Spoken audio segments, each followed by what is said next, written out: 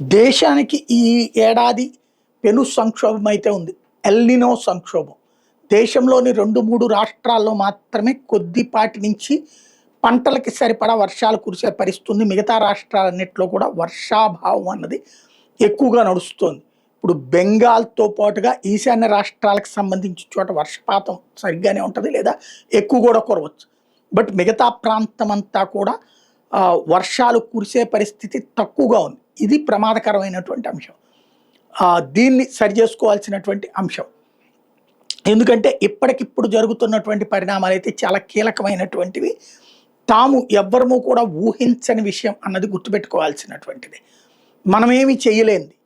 ఉన్నటువంటి రిజర్వాయర్‌లో నీళ్లు అడుగంటిన చోట మనం ఏం చేయలేం.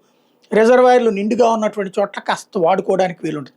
ముందు మంచినీళ్ళకి వాడాలి. ఆ పైన వ్యవసాయానికి చెరువులు ఇట్లాంటివి ఉంటే కొంతవరకు బెటరు.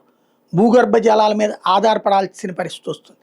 పంట దిగుబడి తగ్గుతుంది. ఈ ప్రభావం రాబోయేటటువంటి రోజుల్లో ఆర్థిక వ్యవస్థ మీద ఉంటుంది. జీడీపీలో మీద ఉంటది. అదే సందర్భంలో ద్రవ్యోల్బణం అంటే ధరల పెరుగుదల తప్పకపోవచ్చు.